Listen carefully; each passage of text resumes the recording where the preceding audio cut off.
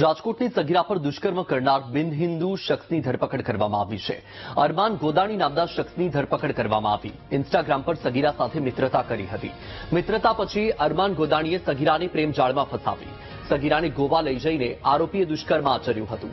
ગાંધીગ્રામ પોલીસે અરમાનને ઝડપી લીધો. પોક્સો, અપહરણ અને દુષ્કર્મની ફરિયાદ નોંધીને તપાસ શરૂ કરી છે. વધુ માહિતી મેળવીએ સંવાદદાતા સની મૈયડ ફોનલાઈન પર છે. સની, એક કિસ્સો સામે આવ્યો જેમાં એક બિન હિન્દુ શખ્સ કે એક યુવતીને પ્રેમજાળમાં ફસાવી અને ગોવા લઈ જઈને દુષ્કર્મ આચર્યું. હાલ આ મુદ્દે શું કાર્યવાહી? વત્સલ જેટના વાત કરવામાં આવે, રાજકોટની સગીરા સાથે દુષ્કર્મની ઘટના બની છે. ગોંડલના જે શખ્સ દ્વારા દુષ્કર્મ તેમને ગોવા લઈ જવામાં આવ્યું યુવતીને અને ત્યાં દુષ્કર્મ આચરવામાં આવ્યું. વિધર્મી શખ્સ દ્વારા દુષ્કર્મ આચરવામાં આવ્યું.